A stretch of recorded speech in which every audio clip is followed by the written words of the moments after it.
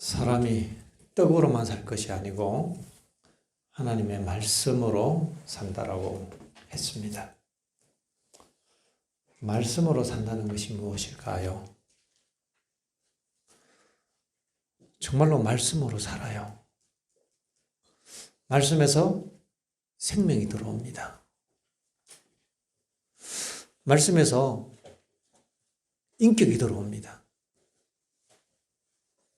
말씀에서 기쁨이 들어오고 말씀에서 평화가 찾아옵니다. 말씀이 내 안에 들어오면 하나님이 내 안에 임하십니다. 여러분 그렇게 믿으십니까?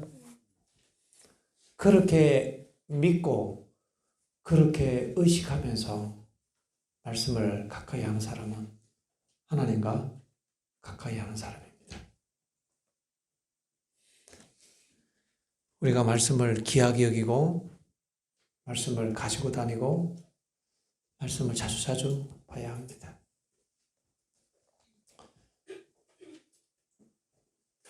오늘 여러분들에게 말씀드리는 예수님과 동행하는 방법 말씀입니다. 말씀을 읽고 말씀을 듣고 말씀을 말하고 말씀을 써야 합니다. 그렇게 할 때 하나님과 교통하도록 되어 있어요. 내가 말씀을 듣고 읽으면 그 말씀과 함께 내 안에 예수님이 임하셔요. 지금 이 시간 여러분 하나님의 말씀을 듣고 있습니까?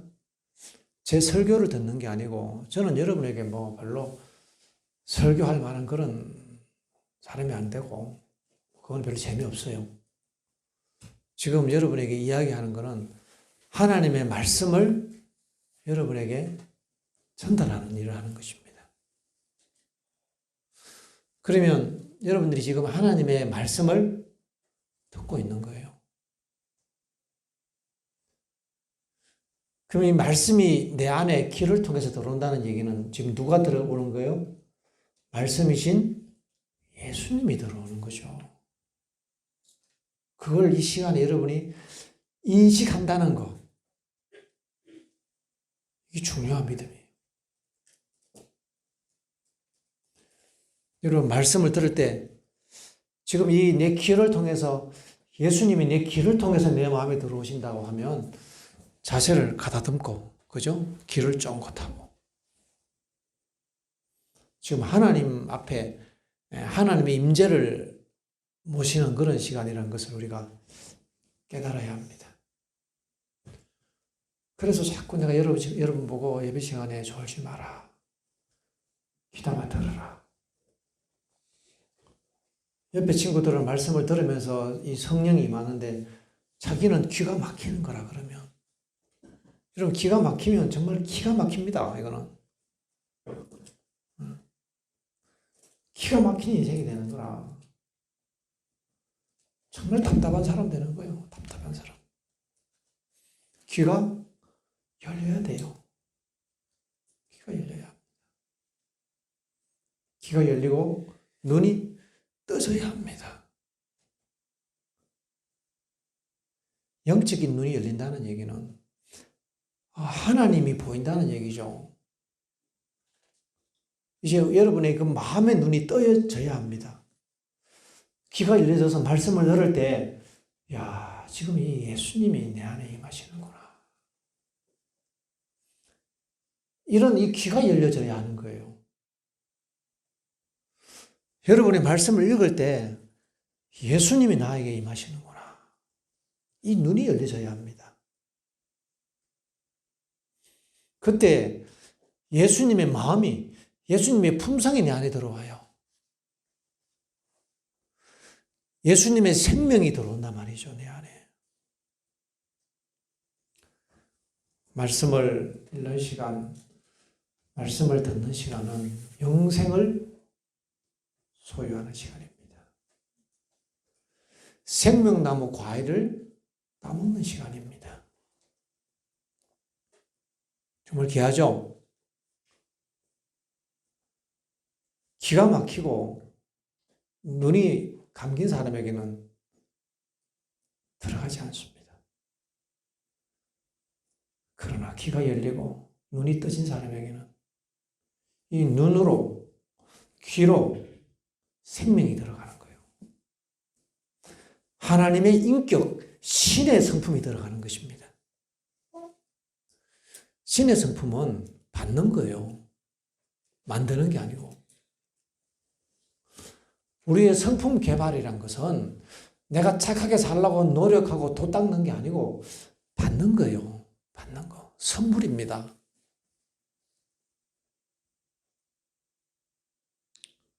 훌륭한 사람 되길 원해요? 받는 겁니다.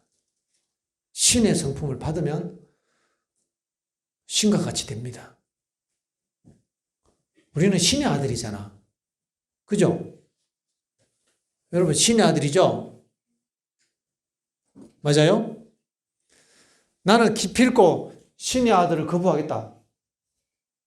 있어? 여러분, 그런 답답한 사람이 안 됐으면 좋겠습니다. 신의 아들이 되는 거라, 신의 아들이.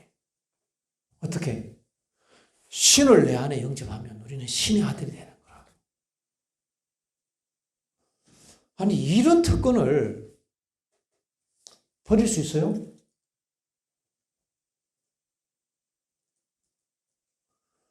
신의 아들로 입양되는 겁니다. 신의 생명이 내 안에 들어와서 하나님의 생명을 누리게 되는 거예요. 귀를 열고 말씀을 듣고 또 말씀을 읽어야 합니다. 말씀을 가까이 하십시오. 그게 말씀으로 사는 겁니다.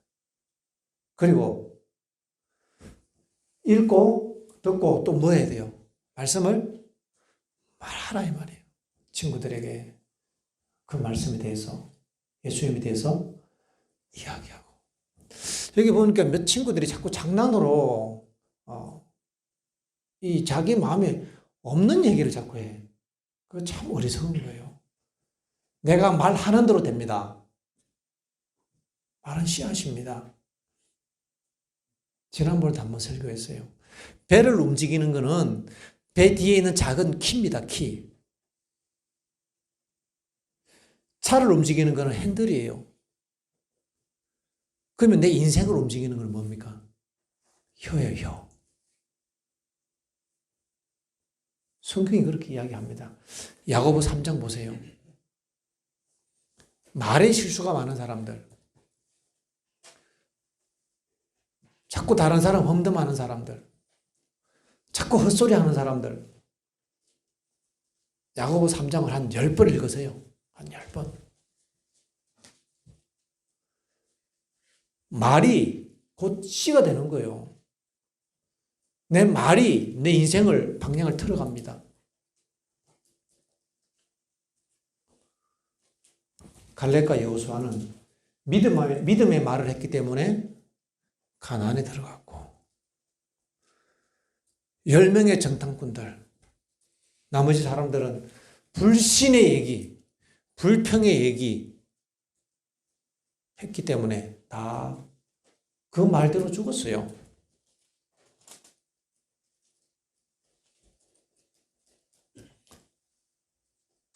우리가 믿음의 말을 해야 합니다. 긍정적인 감사의 얘기를 하세요. 친구들을 장난친다고 이렇게 조롱하는 얘기 하지 말고 칭찬해주는 얘기하면 그게 자기한테 축복이 되는 거예요. 자기한테. 오늘 옆에 주변 사람들에게 축복의 말을 하세요. 그럼 그 축복이 누구한테 간다? 자기한테 오는 거예요. 자기가 씨앗을 뿌리면 자기가 그 씨를 거두는 겁니다. 저주를 받기를 원하는 사람이 있어요? 방법이 있어. 저주받는 방법.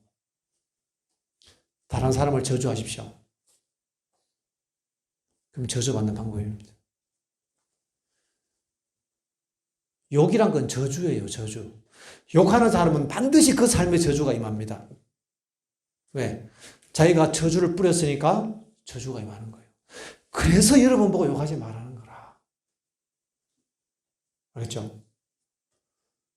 저주를 뿌리면 반드시 그 삶에 저주를 거두게 되어 있어요. 욕하면 안 돼요. 믿음의 이야기, 예수님의 사랑에 대한 이야기, 축복에 대한 얘기. 자, 그러면 믿음이 없으면 어떻게 해요? 내가 믿음이 없거든. 그러면 믿음 있는 얘기를 해. 그럼 되는 거예요. 의심이 들면 믿음의 얘기를 하는 거예요.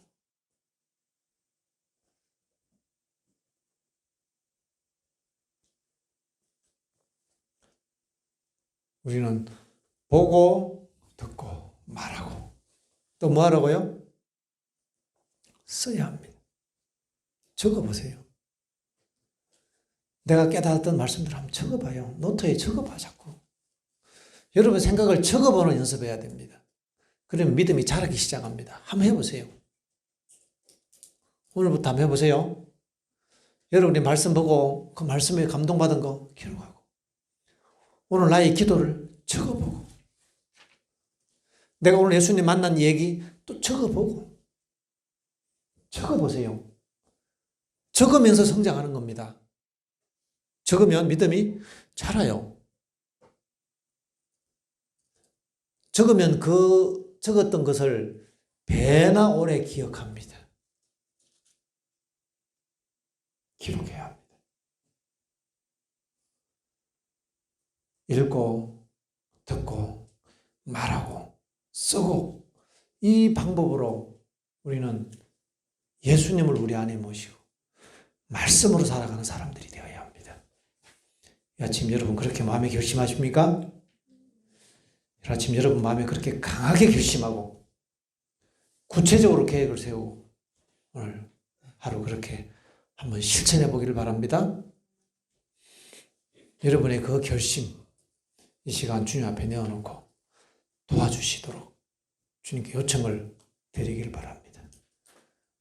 우리가 기도하기 위하여 무릎 꿇을 때에 주님께서 내 앞에 계십니다. 그 사실을 생각하고 의식하면서 하는 기도가 진짜 기도예요. 오늘 아침에는 진짜 기도를 드리겠습니다. 이 시간 개인 기도하겠습니다.